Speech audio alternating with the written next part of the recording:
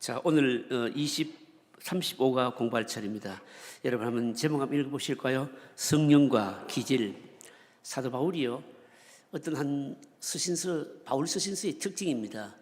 어떤 한 서신서라고 하는 것은 이 편지를 받는 교인들의 형편에 답을 하는 게 바로 서신서입니다. 그러니까 상당히 성경 내용 자체가 상황적입니다. 그래서 이 편지를 받는 사람들의 형편이 어떤가를 잘 우리가 고려를 해서 해석을 하고 읽어야 되는데, 그런데 바울 서신서의 특징은 어떤 문제에 대해서 답을 하게 되면 단답형으로 OX 이렇다 저렇다 이렇게 단답형으로 딱 끝내지 않고 그 문제에 대해서도 답을 하고 그와 관련된 것들도 아주 깊게 이게 논하고, 그리고 나서 어떤 이와 유사한 문제들과 관련해서 어떤 원리를 딱 제시하고, 이게 사도 바울의 바울 서신의 바로 특징입니다. 그래서 오늘 우리가 이 14장에서도 보면 이 방언과 관련된, 그리고 은사와 관련돼서 쭉 지금 답을 하고 말을 하고 있는데, 유독 방언과 관련해는 굉장히 긴 내용을 할애해 가지고 지금 말을 하고 있거든요. 근데 오늘 이 부분이 이제 이 부분의 마지막 결론 부분입니다. 결론 부분인데 몇 차례에 걸쳐서 은사와 은사의 종류들, 특별히 방언 은사와 관련해서 이제 오늘 마지막 부분의 말씀입니다. 저와 여러분들이 실제적으로 우리 믿음 생활에 은사와 관련해서 또 지침과 도움을 받았으면 좋겠습니다. 자, 오늘은 성령과 기질인데요. 자, 본문 말씀 한번 도움 말씀 한번 읽어보실까요? 같이 읽습니다. 술은 사람을 바꾸어 놓습니다. 기분이 별로 좋지 않을 때도 술이 들어가면 기분이 좋은 것처럼 느껴집니다. 평소에 내성적이어서 말도 잘 하지 않던 사람이 술이 들어가면 입을 다물지 못하는 경우도 있습니다. 심지어는 평소에 새색시같이 남에게 싫은 소리 한마디 못하는 사람이 술을 마신 후에는 갑자기 난폭해져서 물건을 부수기도 하고 사람을 때리기도 합니다. 그래서 맨정신으로는 못하고 한 번씩 미치고 싶은 사람은 술을 통해 미친 사람이 됩니다. 본문이 관심을 가지는 것은 술이 아니고 성령입니다. 성령께서 우리를 바꾸시는데 어느 정도 우리를 바꾸시느냐 하는 것입니다. 성령의 역사도 정도의 차이가 있습니다. 어떤 경우에는 의식이나 다른 모든 것이 또렷한 상태에서 조용히 마음속에 기쁨이 넘치는 방식으로 성령이 임할 수 있습니다. 마치 성령이 이슬비가 내리듯이 마음을 촉촉하게 적시는 것입니다. 그러나 어떤 경우에는 아주 격렬하게 임할 수도 있습니다. 흥분을 참을 수 없어서 일어서서 춤을 춘다든지 쓰러지거나 통곡을 하면서 울기도 합니다. 심지어는 본인의 의지를 꺾어서 죄를 짓지 못하게 하는 경우도 있는데, 대표적으로 구약의 사울 왕과 발람의 경우입니다. 본문에서 바울이 말하려고 하는 것은 과연 이런 영적인 흥분이 통제가 불가능한 것인가 라는 것입니다. 고린도 교인들 중에는 방언이나 예언의 은사는 하나님이 직접 주신 것이기 때문에 통제하거나 억제해서는 안 된다고 주장하는 자들이 있었기 때문입니다. 바울의 주장은 아무리 성령이 주신 은사라고 하더라도 사람에 의하여 통제될 수 있으며 더 큰 은사 앞에 굴복해야 한다는 것입니다. 이 본문 전체를 다 이해할 수 있도록 정리를 딱 해놓았습니다. 요약하자면 이런 거죠. 성령이 우리에게 임하시는 형태도 다양하고 성령께서 우리에게 주시는 은사도 다 다르다 이 말씀입니다. 성령이 우리에게 임하면요, 그냥 이슬비처럼 조용하게 뭡니까 우리에게 임하여서 성령이 임하는 그런 역사가 있을 수도 있고요. 여러분, 은혜 받는 것도 마찬가지입니다. 어떤 사람들은 말씀을 통해서 깨닫고 마음속에 너무너무 큰 은혜 받는 사람이 있고요. 어떤 사람은 어떻습니까? 은혜 받고 나면 막 은혜 받았다고 야단입니다. 완전히 막 떠들고 시끄럽고 막 이런 사람들 있잖아요. 성령 충만함도 여러분 격하게 이렇게 어떤 흥분을 일으키는 이런 방식도 있고요. 또 어떤 경우에는 어떻습니까? 성령께서요, 그냥 조용하게 흥분 이 정도가 아니고 성령 하나님이 자신의 의지를 굉장히 강하게 우리에게 주장하셔서 우리 의지를 꺾는다든지 길을 막는다든지 그렇게까지 하실 수도 여러분 있는 겁니다. 그런데 어떻다 할지라도 이 성령의 은사는요, 여러분 통제되지 않으면 안 된다는 겁니다. 왜냐하면 은사는 은사이고 은사는 주신 목적이 뭔가 하면 우리의 성도들과 교회와 또 공동체 유익을 위해서 주신 것이기 때문에 질서 있게 그 은사를 잘 사용해야 된다. 바로 그런 내용입니다. 자, 한번 보십시다. 1번 문제 한번 보실까요? 이도 문제가 굉장히 길거든요. 문제가 거의 완전히 해설입니다. 같이 읽으실까요? 신앙을 가졌을 때 사람의 기질이 변하거나 변한다면 어떤 방향으로 변하느냐 하는 것이 중요한 관심사입니다. 그리스도인이 된 후에도 그 사람의 기질은 크게 변하지 않습니다. 예수 믿기 전에 성격이 급한 사람은 믿고 난 후에도 여전히 성격이 급한 것 때문에 실수를 많이 합니다. 그래서 그 사람의 신앙과 기질은 연관이 있습니다. 그리고 기질적으로 믿는 사람이 있습니다. 기질이 잘 바꾸어지지 않습니다. 그러나 예수를 믿은 후에 성령께서는 사람의 기질이나 성격을 바꾸어 나가십니다. 그런데 우리 안에 있는 죄성 때문에 온전하게 예수님을 닮아가는데 장애가 있습니다. 그래서 성령의 지배를 받고 감동을 받는다고 하더라도 개인차가 있고 다양한 기질로 인해 여러 형태의 신앙의 모습이 나타날 수도 있습니다. 특히 기질과 은사가 합쳐질 때 이상한 형태의 신앙이 나타날 수 있습니다. 바울은 아무리 성령의 은사가 대단하다 하더라도 교회의 덕과 질서를 위해 강조하는 것이 있는데 그것이 무엇입니까? 자, 26절 한번 읽어보실까요? 26절 같이 읽습니다. 그런즉 형제들아 어찌할까? 너희가 모일 때에 각각 찬송시도 있으며 가르치는 말씀도 있으며 계시도 있으며 방언도 있으며 통역함도 있나니 모든 것을 덕을 세우기 위하여 하라. 답이 뭡니까? 모든 것을 덕을 위해서 하라. 이 말은 다시 말하면 뭡니까? 아무리 독특한 성령의 은사가 강하게 나타난다 할지라도 그 성령의 은사가 제한될 수 있고 제한되어져야 한다 이 뜻입니다. 왜 제한할 수 있고 제한되어야 될까요? 교회의 덕을 위해서 이렇게 되는 겁니다. 바울이 얘기하잖아요. 여러 은사를 얘기합니다. 찬송시도 있고 가르치는 것도 있고 계시도 있고 방언도 있고 통역도 있고 다양한 은사가 있다는 겁니다. 다양한 은사가 있는데 그런데 어떤 것이든지 간에 뭘 위해서 하라고요? 덕을 위해서 하라. 은사의 목적은 성도들의 유익 그리고 덕을 세우기 위함인 겁니다.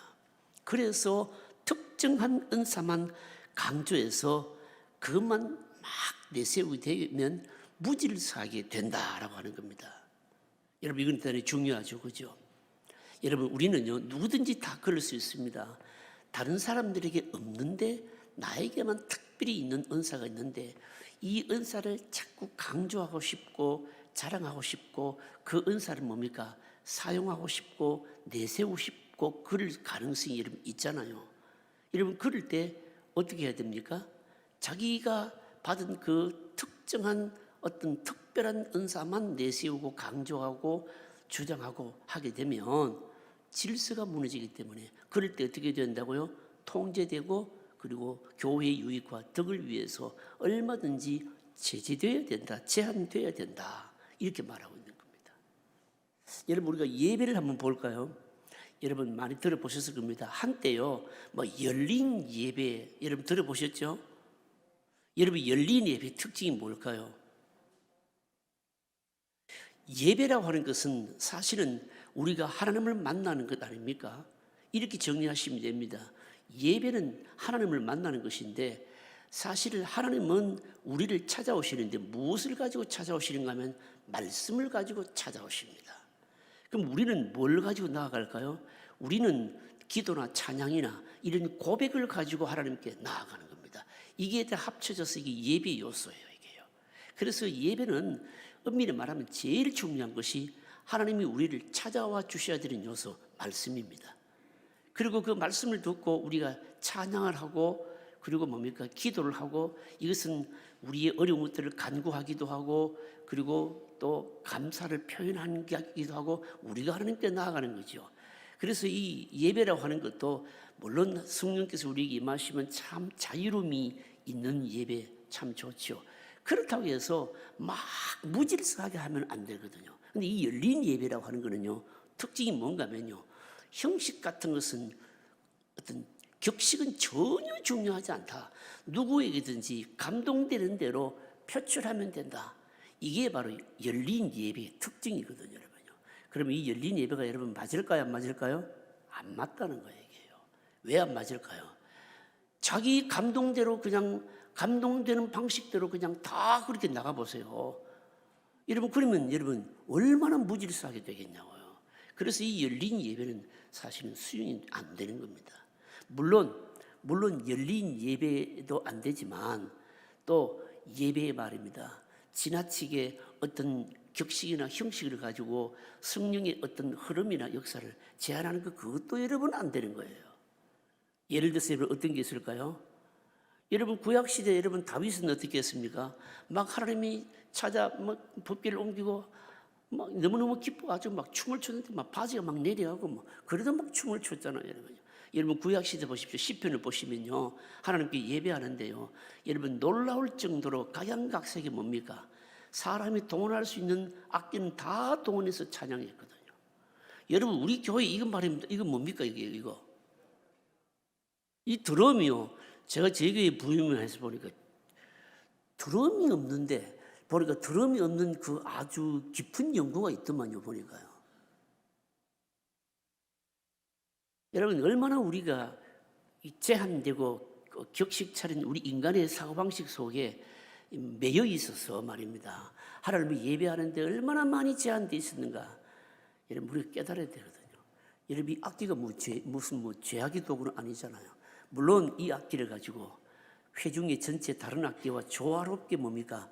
연주할 필요는 있겠지만 여러분 이 드럼이 있음으로 말미암아 찬양하고 하는데 여러분 얼마나 여러분 이게 필요하고 그리고 말입니다. 도움이 되는 좋은 악기 아닙니까? 근데 그동안 왜 안 쳤는지 모르겠어요. 왜 안 쳤는지만. 자, 그런 예를 들고 있는 겁니다. 여러분 그렇듯이 우리가 하나님 앞에 나아가는 데는 자꾸 성령의 흐름의 역사를 말입니다. 제한하거나 방해하거나 이런 것은 참 바람직하지 못합니다. 그러나 그렇다고 해서 자기가 감동된다고 해서 자기 마음대로 하고 자기가 어떤 은사를 받았다고 해서 자기 은사만 주장하면서 막 그것만 내세우고 이렇게 되면 뭡니까? 덕이 세워지지 않고 질서가 세워지지 않기 때문에 안 된다는 겁니다. 여러분. 이해가 되십니까, 여러분요? 바울이 말하는 여러분 그런 의도입니다. 넘어가겠습니다. 자, 2번 문제 같이 읽어보십시다. 같이 읽겠습니다. 은사는 통제되어야 한다는 것을 무엇을 이라 합니까? 자, 은사는 통제되어야 되는데 이걸 뭐라고 하느냐? 32절부터 33절 여러분 같이 읽어보실까요? 같이 읽습니다. 예언하는 자들의 영은 예언하는 자들에게 제재를 받나니 하나님은 무질서의 하나님이 아니요 오직 평의 하나님이시니라. 모든 성도가 교회에서 함과 같이. 자, 여러분 보십시오. 예언하는 자들의 영은 예언하는 자들에게 제재를 받는다. 여기서 이제 예언하는 자들의 영은 이 예언하는 자들의 영이라는 게 도대체 뭔가라고 하는 겁니다. 근데 이런 게 이제 해석이 이제 사실 이제 이 성경 헬라 본문 자체를 보아서 이게 해석이 돼야 되는 겁니다. 여기 예언하는 자들의 영이라고 말하니까 우리는 예언한 자의 영이니까 성령 아니겠느냐 이렇게 말하지만 이건 성령이 아니고 예언한 자들의 영이라고 하는 것은 이것은 은사를 가진 사람의 감동을 말하는 겁니다. 여러분 우리가 여러 가지 은사가 있는데 이 은사에 하나님의 성령이 감동을 주실 것 아닙니까? 그런데 그 감동이요 막 어떤 사람에게는 격하게 너무 크게 감동이 막 일어나는 때가 있는데 그럴 때에 그 감동이 다른 사람들의 예배나 기도나 이렇게 방해가 되거나 그렇게 한다면 어떻게 되어야 될까요? 통제되거나 뭡니까? 제한되어야 된답니다. 왜 그럴까요? 성령의 은사는 여러분 절대적이질 않거든요. 우리가 신앙생활 하면서 뿌리 깊이 아주 기초로 잘 붙들어야 되는 게 뭔가 하면 신앙생활뿐만 아니고 우리 삶의 모든 영역에 있어서 하나님과 하나님의 말씀 이외의 것은요 절대적인 것은 없어요. 여러분 이해가 되십니까? 이해가 잘 안 되십니까? 절대적이라는 말은 그것만이 최고고 그것만이 유일하다 이런 식이거든요. 여러분, 하나님과 하나님 말씀 이외에 이 세상에 절대적인 것은 하나도 없습니다. 여러분요. 다 바뀌고 변하고 여러분 그렇습니다. 여러분 은사 마찬가지죠. 여러분 사람들에게 임하는 그 감동이라는 것이 여러분 다 다르고요. 그런데 그 감동이 때로는 조용하게 임할 수도 있고 감동이 격하게도 일어날 수 있는데 그런데 막 어떤 사람의 그 감동이 너무 격하게 일어나서 그런데 그 격하게 일어난 그 감동으로 인해서 어떤 질서가 깨어진다든지 또 아니면 공동체에 영적으로 유익이 되지 않는다든지 할 경우에는 제재를 받아야 된다. 바로 이걸 말씀하는 겁니다. 여러분 실제로요 성령의 감동도요 여러분 어떤 사람들은요 자신이 이루는 그 감동으로 막 욕심을 위해서 그 감동을 사용하는 경우도 있고요. 그리고 또 그 감동을요 잘못된 방식으로 표출하는 경우 의외로 여러 번 많습니다. 여러분. 제가 저번에도 한번 말씀드렸습니다만 어떤 사람이 좋은 은사를 받았습니다. 그런데 그 사람에게 있는 그 은사가 정말 성령의 바른 감동인지 아닌지 어떻게 알 수 있는가 하면 그 은사를 사용하는 것을 보면 알 수 있어요. 하나님께서 우리에게 주신 다양한 은사가 있는데 그 은사를 가지고 자기 일을 위해 한다든지 자기 기질을 발산한다든지 자기 욕심을 위한 게 사용한다든지 그렇게 하게 되면 그 감동은 정상적인 감동이하고 좋은 게 아니에요. 그럴 때는 어떻게 해야 됩니까? 제재를 해야 되는 거예요. 여러분요. 이해가 되십니까 여러분? 여러분 어떤 사람이 막 가르치는 은사를 받았습니다. 남들이 할 수 없는 좋은 가르침 은사를 받았는데 여러분 얼마나 좋습니까 그 은사가. 그런데 그 은사를 가지고 자기 돈 버는 데 쓴다든지 그 은사를 이용해서 뭐 자기 인기를 주장한다든지 아니면 뭐 자기를 영웅시한다든지 이런 식으로 쓴다면 그 사람의 감동은 뭡니까? 제대로 된 감동 아니면 은사의 사용이 잘못되었다 보아지는 거죠. 다시 말씀드리지만 하나님께서 성령을 통해서 우리에게 주신 모든 은사는 목적이 뭐라고요? 교회의 유익을 위해서 그리고 영혼들을 세우기 위해서 주신 것입니다. 여러분요. 이 목적에 아주 잘 맞아야 된다는 겁니다. 여러분요. 그렇지 않으면 여러분 제재를 받아야 된다. 이게 지금 뭡니까? 바울의 주장인 겁니다. 여러분 이거는요. 오늘 우리는 지금 사실 심각하지 않지만 이 서신서를 받아보는 이 고린도 교회는요 이 문제 때문에 심각했거든요. 이게 보통 문제가 아니었거든요. 뒤에 가보면요 여러분 문제 나옵니다. 이 3번 문제가요 그래서 생긴 문제입니다. 3번 문제 읽어보실까요? 3번 같이 읽겠습니다. 예비와 은사와 관련하여 가장 논쟁이 될 만한 것을 말씀합니다. 무엇입니까? 이 33절, 4절, 35절 한번 읽어보시면요. 이게 지금 한국 교회, 지금 우리 교단에도 뜨거운 감자가 되어 있거든요, 이게요. 한번 읽어보실까요? 34절, 35절 같이 읽겠습니다. 여자는 교회에서 잠잠하라. 그들에게 말하는 것을 허락함이 없나니 율법에 이른 것 같이 오직 복종할 것이요. 만일 무엇을 배우려거든 집에서 자기 남편에게 물을 지니 여자가 교회에서 말하는 것은 부끄러운 것이라. 여러분 이 말씀 어떻게 생각하십니까? 이 말씀 때문에 말입니다. 특별히 이 사도 바울이요 여성들로부터 막 얼마나 남성 우월주의자라고 공격을 받는지 몰라요.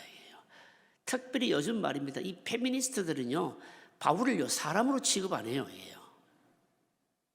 어떻게 이럴 수가 있느냐고. 여자는 교회에서 잠잠하라. 그들에게 말하는 것을 한 것을 허락함이 없다. 말도 못하게 한다는 말이에요. 무엇을 배우려거든요. 뭐 해라 그럽니까? 집에 가서 말입니까? 남편에게 물어봐라. 여러분 그래서 이 말씀에 근거해서 우리 교단은 아직도 여성 안수를 허락하지 않고 있습니다. 않고 있는데 저는 이 말씀이 다시 바르게 재해석되어야 된다라고 보고 있거든요. 보고 있습니다. 보고 있는데 그런데 그러면 도대체 이 말씀의 의미가 도대체 뭐냐라고 하는 겁니다. 여러분 이 말씀은요. 이 말씀은 무슨 뭡니까? 여성이 남성보다 영적으로 뒤떨어진다. 여러분 그런 말 아닙니다. 기질적으로 보았을 때 은혜를 더 받는 쪽은 남자일까요, 여자일까요? 여자가 은혜를 훨씬 더 잘 받아요. 여러분. 여러분, 말씀의 순종을 남자가 잘할까요? 여자가 잘할까요? 천국에 가면 여자가 많을까요? 남자가 많을까요?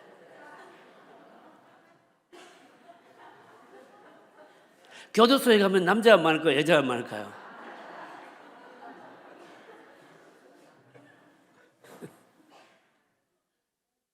그럼 좀 더 심한 말 해볼까요? 교회에서 못된 짓 하는 것은 남자일까요? 여자일까요?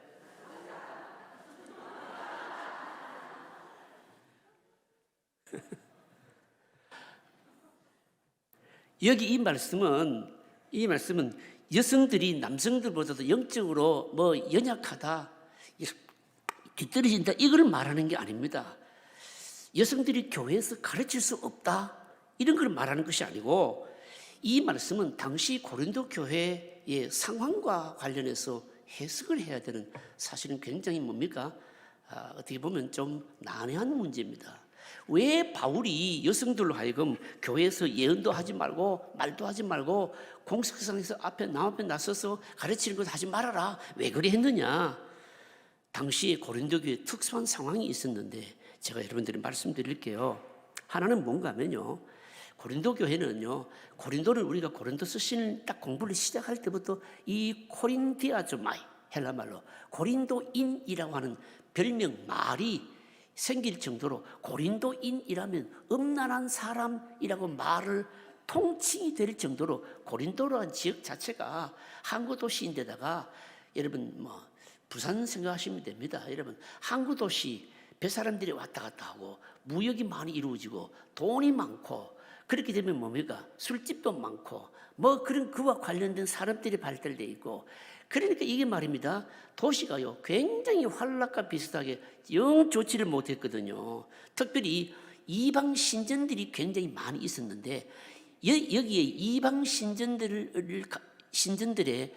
이 여사제들이 굉장히 많았어요. 근데 말은 여자 사제들이지만 실제로는요 고급 창녀들이었어요. 이게요 고급 창녀들이었고, 이방 신전에서 일어나는 제사라고 하는 이 의식이요 전부 뭐였을까요? 전부 말입니다, 음란한 성관계 이런 것이었어요. 이게요 고린도가 여러분 그만큼 말입니다 문란한 곳이었거든요. 이거예요. 이런 곳에 있는 교회에서 만약에 이방 신전에서 여사제들이라고 하는 사람들이 이상한 짓을 하듯이 여자가 교회에서도 막 예배를 인도를 하거나 예언을 하거나 막 사람 앞에 나와서 막 가르치거나 하게 되면 당시의 사람들이 교회를 어떻게 보았겠습니까?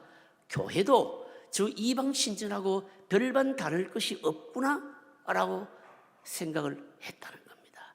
그래서 바울이요 이걸 고려해서 가능한 한 여자들에게는 은사가 있어 할지라도 제재를 받고 남 앞에 나서서 바로 예배 의식을 통해서 뭔가를 가르치거나 예언하거나 하는 것은 삼가는 것이 좋겠다.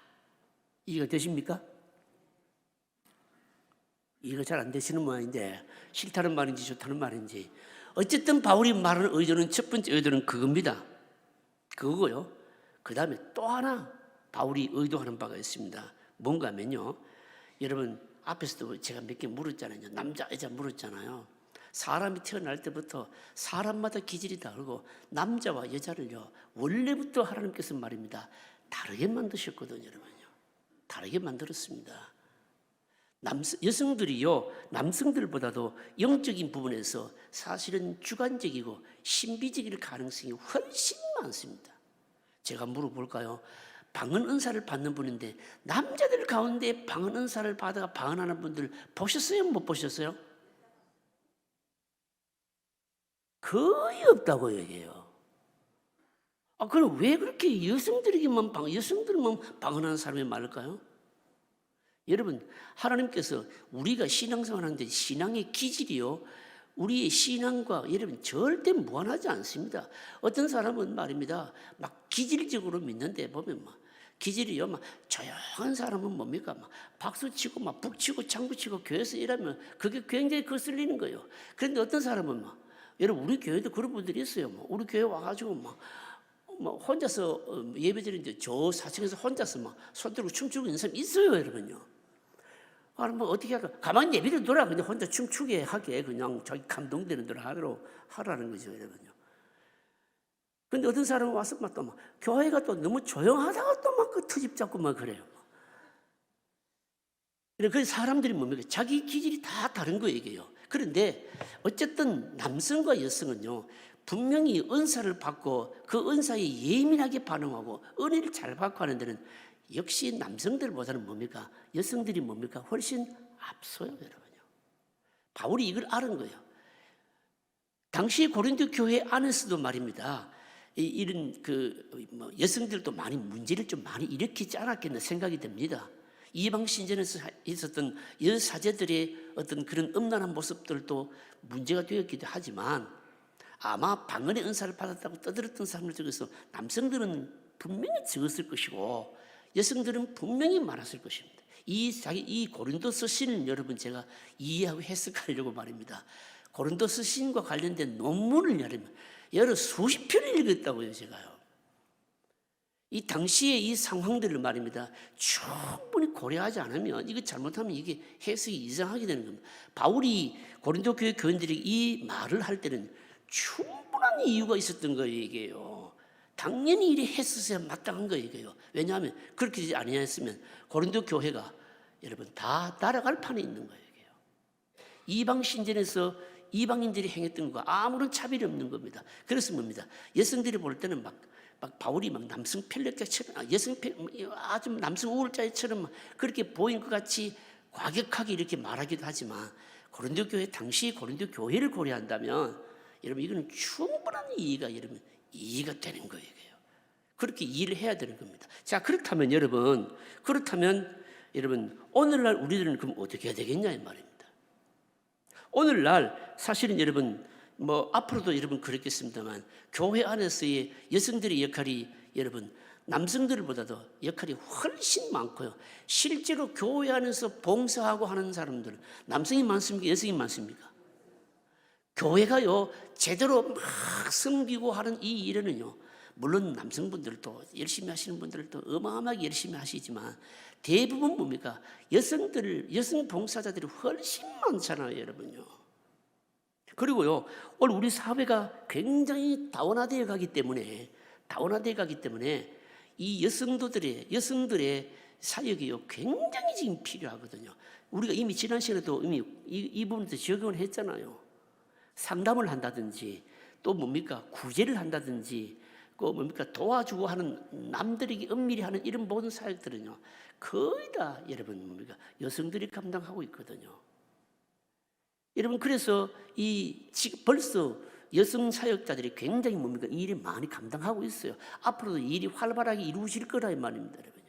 심지어 다른 교단에서는 지금 우리나라의 그 교단 중에서 그 여성에게 목사 안수를 안 주는 교단은 대한하수기 장로의 합동처가 고신처하고 둘밖에 없어요. 다른 교단은 다 안수 줍니다. 저는 개인적으로 시대적으로 저는 안수를 줘야 한다는 입장입니다. 줘야 되는. 왜 그런가 하면 우리 교단이 말입니다. 그 신학대학원까지 졸업하고 나서 훌륭한 여성 사역자들이요. 사실은 다른 교단으로 안수를 안 주니까 다 지금 가버려요. 다 가버려가지고 이 인력 손실이 사실은 좋은 인재들 손실이 사실 굉장히 많아요, 이게요. 많습니다. 그래서 여성 안수에 대해서 새롭게 생각해 보아야 된다는 입장이고, 그러나 바울이 한 이 말의 정신은 우리는 새겨야 됩니다. 바울이 말한 정신이 뭔가 하면 여성들은 남성들보다도 그리고 영성이나 또 아니면은 또 이 은사를 받고 사용함에 있어서 남성들보다도 훨씬 예민하고 주관적일 가능성이 많기 때문에 어느 정도 통제를 받고 늘 어떤 통제 아래 있는 것이 좋다. 저는 어떤 권위 아래 있을 줄 아는 훈련을 받아야 된다. 이 말씀을 그렇게 해석하고 저는 받아들이고 있어요. 이해되십니까? 또 밖에 나가서 우리 목사님 이단전하더라 이렇게 하면 안 되고요. 이게 지금 무슨 말씀인가 하면 여성들이 가지고 있는 하나님께 주신 좋은 것들을 잘 활용해야 되되 여성들에게는 남성들보다는 더 영적으로 예민하고 그리고 이런 부분들 주관적일 가능성이 있잖아요. 이런 부분들이 훈련을 많이 받아야 되고 그리고 어떤 권위 아래 있는 것들도 뭡니까? 철저하게 배웠고 그 아래서 사용해야 된다는 거예요, 여러분요. 이해가 되십니까? 이 이단들 가운데 말하면 이단 교주들 가운데 여자 이단 교주들도 굉장히 많거든요. 그리고 특별히 여성들은요, 우리 뭐 여성들 좀 들으면 좀 기분 나쁘실지 모르지만 우리 교회 여성 지도자들이요, 뭐가 부족한가 하면 사실은 이 지적인 훈련이 많이 부족해요. 무조건 그냥 막 뜨거움으로 막 박수치고 고함치고 몰아붙이고 막 이런 경향이 많다 이 말입니다. 이런 부분들을 어떤 권위 아래 두고 훈련을 받아야 된다는 거예요. 받아야 되는 겁니다. 사실은 여러분 교회의 여러분 지도자는요, 목회자의 지적인 훈련은요, 여러분 사실은 굉장히 여러분 중요합니다. 왜냐하면 이 지적인 훈련 이 부분이 훈련이 충분히 안 돼 있으면요, 결국은 어떻게 되는가 하면요, 교인들을 신비적인 방향으로 끌고 가든지 맹목적인 방향으로 끌고 가든지 둘 중에 여러분 하나입니다. 여러분 스펄전 아시죠? 그죠? 스펄전은요, 이 1834년도 때는 지금 우리하고 시간적인 거리가 한 170년 정도 있는 사람인데, 스펄전은 여러분 그야말로 역사상 아주 훌륭한 설교자잖아요. 그런데 이 스펄전이 공부를 많이 안 한 사람입니다. 여러분. 스펄전이 공부를 많이 안 한 사람인데, 그런데 그의 설교를 보면 정말 엄청나게 탁월합니다. 여러분. 탁월한데 스펄전이 어떻게 이렇게 탁월한 설교자가, 공부도 많이 안 한 사람이 어떻게 이렇게 탁월한 설교자가 되었는가? 그 이유가 있습니다. 스펄전의 할아버지가 청교도 목사님이었는데 아주 어릴 때부터 할아버지 서재에서 얼마나 청교도에 관한 책을 읽었는지, 청교도에 관한 책이라는 책은 다 섭렵한 사람이에요. 그래서 이 스펄전이 책을 많이 읽고 모았는데, 심지어 나중에 미국에서요, 이 스펄전 영국 사람 아닙니까? 미국의 어떤 대학이 이 스펄전이 모은 그 책 전지를요, 도서관에서 다 돈 주고 어마어마한 돈을 주고 사가지고 간 경우도 있어요. 스펄전이 우리하고 지금 170년 정도 이 시간적인 간격이 있는데도 불구하고 그때 당시에 이 스펄전이 한 설교를 보면요, 요즘 읽어도요 깜짝깜짝 놀랄 정도입니다. 저도 한 20년 전에 영국의 스펄전 설교집을 약 한 30권 정도 제가 영국에 주문해서 구입을 했어요. 구입을 했는데 요즘도 가끔 한 편씩 읽어요. 가끔 한 편씩 읽는데, 제가 그 책을 살 때는요 눈이 참 좋았는데 한 20년 지나고 나니까 이 글씨가 자라가지고 요즘은 좀 상당히 힘들은데, 놀라운 게 뭔가 하면 우리하고 시간적인 간격이 170년이나 있는데도 불구하고 그때 그가 스펄전이 설교를 하면서 사용했던 그 단어들을 보면요, 어떻게 이렇게 센스 어필한 단어들을 사용할 수 있을까 깜짝깜짝 놀랄 정도입니다. 이게요. 제가 말씀드리려고 하는 건 뭐냐면, 스펄전이나 D.L. 무디 같은 사람들은요 공부를 많이 안 했는데도 불구하고 실제로 지적인 훈련은 어마어마하게 한 사람들이거든요. 그래서 많은 사람들이 저 공부도 많이 안 하고 학력도 없는 사람이 어떻게 저렇게 위대한 설교자로 쓰임 받았을까? 그래서 우리들도 막 공부도 안 해도 된다, 이런 식으로 하면 안 된다는 거예요, 여러분요. 여러분, 그래서 이 교회 지도자들은요, 그래서 이 여성 목사 안수와 관련해서 특별히 여성 지도자들이 하나님께 주신 좋은 기질을 잘 사용해서 쓰임 받으면 참 좋은데, 어떤 권위 아래 있는 훈련 제대로 안 받게 되면 그냥 잘못하면 자기 쪼대로 나갈 가능성이 많다는 거예요. 이 바울의 이 말을 오늘 우리가 잘 해석을 해서 이렇게 우리가 받아들여야 된다는 겁니다. 이걸 말입니다. 여성들은 그냥 교회에서 그냥 무조건 입 다물어, 이런 의미가 아니라는 거죠, 이게요. 여러분 이해되십니까? 여러분, 그래서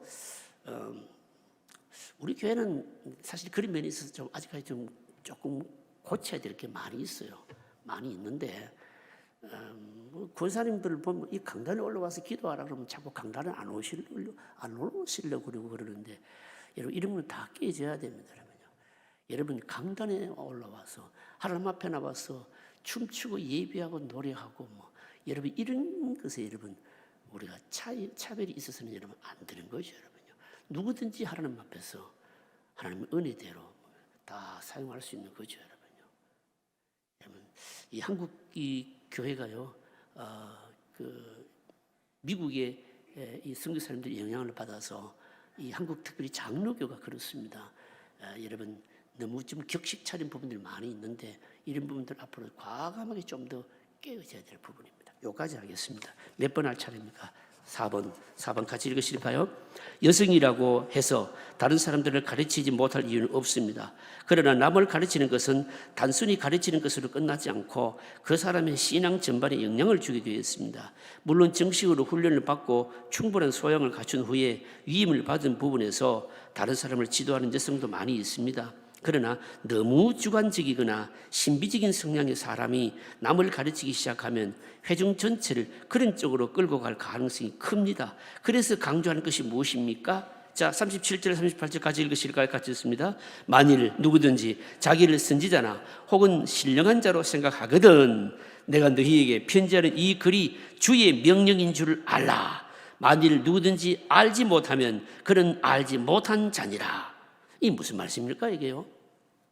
이 지금 굉장히 무서운 말씀이거든요. 제가 앞에서 말씀드린 것하고 관련이 있는 건데 어떤 사람이 자기는 나는 굉장히 신령하다. 나는 신앙이 대단히 깊다. 그러면서 막 뭡니까? 이 하나님의 세계를 나만이 아는 독특한 나만이 받은 뭐가 있는데 그러면서 막 무질서하게 한다면 그 사람 무시해라 이 말입니다. 그 사람 무시해라. 이런 사람들의 은사는 통제되어야 된다. 그런 뜻입니다, 여러분요. 그래서 보시면요, 바울이 뭐라고 말하면 이 글이 주의 뭐라고요? 명령인 줄 알라. 이건 내 말이 아니냐? 주님의 명령이라는 겁니다, 여러분. 자기가 신령한 은사를 받고 은혜 좀 받았다고 또 아니면요, 뭐 신앙의 깊이가 대단하다고 신령하다고 막 그냥 자기 주관대로 그렇게 하게 되면 그런 사람들은 통제를 해야 될 뿐만 아니라 제재를 해야 될 뿐만 아니라 그런 사람들은 아예 무시해도 좋다는 겁니다. 여러분 이 말씀은요 사실은 우리 한국 교회와도 깊은 관련이 여러분 있죠 여러분요. 여러분 목회자들 가운데 특히요 요즘은 이제 좀 많이 없어졌습니다. 부흥사들 가운데요. 부흥사들 가운데 말입니다. 막 좀 은혜 청중들이 은혜 받고 은혜 끼친다고요. 자기를 막 힘겹고 하는 사람들이 여러분 얼마나 많은지 모릅니다. 여러분 그런 사람들이요 강단에서 하는 게 뭔지 아십니까?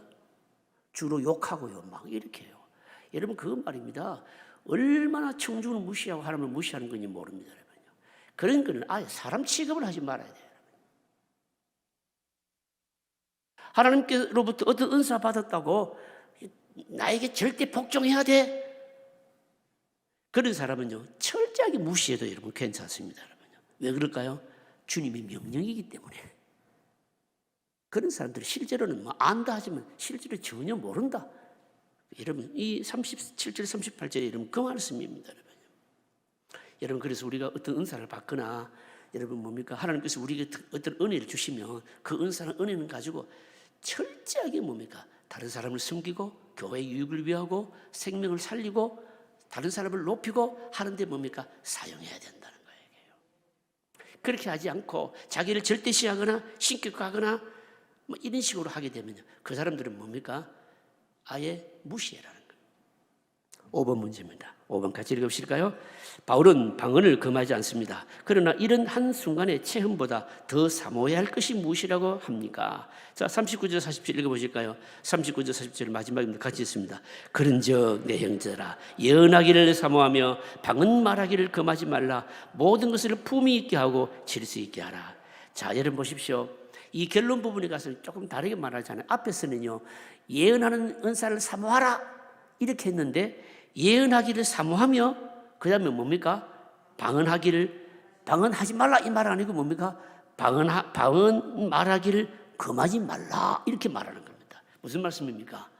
방언의 은사도 하나님께서 우리 주시는 좋은 은사이기 때문에 방언의 은사를 귀히 여겨라. 바울은 어떤 은사도 어느 하나 은사를 뭐 업신여기거나 무시해줬다 이건 아니에요. 예언의 은사가 말씀을 풀어서 적용하는 이 은사가 가장 좋은 사모해야 될 은사고 방언의 은사도 사모하고 해라. 그러나 뭐 해라고요? 모든 것을 뭐하게? 품위 있게 하고 뭐 하라고 하고요? 질서 있게 해라. 이게 바로 여러분 바로 결론인 겁니다. 여러분요. 결론입니다. 여러분 우리 안에 주어지는 은사는요, 완전한 게 아닙니다, 여러분요. 완전한 게 아닙니다. 완전한 것이 아니기 때문에 때로는 통제를 받아야 되고, 어떤 말씀의 권위 아래 말씀의 권위 아래에 여러분 다스림을 받아야 되는 것이고요. 그리고 이 은사들을 아무리 훌륭한 것이라도 이 은사를 사용할 때는 성도들의 유익을 위해서 규모 있게 적당하게 조절할 수가 있어야 된다. 이게 바울의 은사론의 바로 결론인 거예요. 이게요. 결론입니다. 자, 그러면 여러분 마지막 문제 한번 보실까요? 마지막 문제 같이 읽으실까요? 성령은 우리를 바꾸십니다. 그런데 우리의 기질이라는 것은 참으로 쉽게 바뀌지 않습니다. 사울 같은 사람도 성령의 지배를 받다가 그 감동이 끝났을 때 다시 악한 본성으로 돌아갔습니다. 오히려 그는 마음의 갈등을 가라앉히기 위해 음악을 들어야만 했습니다. 음악 치료라는 것이 오래전부터 사용되었습니다. 그러나 우리의 기질은 변합니다. 조금씩 성령님의 깨우침으로 주님을 닮아갑니다. 그러나 완전히 똑같은 모양으로 변하는 것도 아니고, 또 완전히 변한다고 해서 판에 박은 듯이 똑같은 것도 아닙니다. 우리 모두는 다양한 색깔을 가진 보석이긴 해도 아직까지 주님을 온전히 닮기까지 어려움이 있습니다. 그렇기 때문에 항상 자신의 은사가 전부가 아니며, 특히 통제되지 않는 기질과 자존심이 함께 있다는 것을 생각하고 다른 성도의 유익을 위하여 절제되어야 됩니다. 더욱 우리의 예배는 왕의 존전에 나아가는 것인데 함부로 뛰어들듯 나아갈 수가 없습니다. 함께 준비된 마음으로 나아가야 됩니다. 성령의 활동과 은사에 대해서 나누어 봅시다. 이는 성경 구절이 없어요. 이 답은요, 밑에 결론적인 정리에 다 답을 해놨습니다. 결론적인 정리 읽어보실까요? 읽어보십시다. 때로는 사람의 기질 때문에 감동이 강하게 나타나는 경우가 있습니다. 그러나 다른 사람의 통제를 받지 않으려고 합니다. 그 안에 겸손의 영이 없기 때문에 자기 멋대로 하려고 합니다. 이런 사람들은 자기 기질이나 성질대로 하면서 그것이 하나님의 뜻이라고 합니다. 그러나 하나님은 질서의 하나님이십니다. 질서를 깨뜨려가면서 하나님의 은혜를 끼치려고 하는 것은 자기 욕심입니다. 하나님께서 이스라엘 백성들에게 첫 번째 윤리 계명으로 주신 것이 부모 공경입니다. 이것은 하나님을 공경하는 것이 부모를 공경하는 것과 크게 다르지 않다는 것입니다. 신앙이라는 것은 다른 어떤 신비적인 세계에 빠져서 부모도 몰라보고 위아래도 모르는 것이 아니라는 것입니다. 신앙은 부모를 공경할 줄 알며 아주 인격적으로 하나님을 섬기는 것입니다. 신앙이 좋다고 하는 사람들은 바로 하나님께 직행하려고 합니다. 교회나 예배나 목사를 다 무시하고 하나님 앞에서 직행해서 모세처럼 하나님을 40주야를 만나서 교제하고 싶은 충동을 가집니다. 그러나 그것이 엄청난 영적인 교만입니다. 하나님은 그런 것을 기뻐하지 않으십니다. 우리가 성령에 감동되었을 때에도 무례할 정도로 함부로 날뛰어서는 안 되며 얼마든지 스스로 절제하고 통제하면서 은혜를 나누어야 됩니다. 그래서 신앙적으로 자기 혼자 잘났다고 하는 사람이 있으면 집에 좀 더 인간이 되고 오라고 집으로 돌려보내야 합니다. 사람들이 교회에서 너무 쉽게 인정을 받으니까 아무렇게나 해도 되는 줄 압니다. 그래서 아무나 목회를 하겠다고 나서는 것을 봅니다. 하나님이 자기를 부르셨다고 합니다. 그런 사람들은 집으로 돌려보내서 좀 더 기본적인 인간 훈련을 받게 해야 됩니다. 하나님은 의지로움의 하나님이 아니고 질서의 하나님이십니다. 답이 됐습니까? 기도하십시다.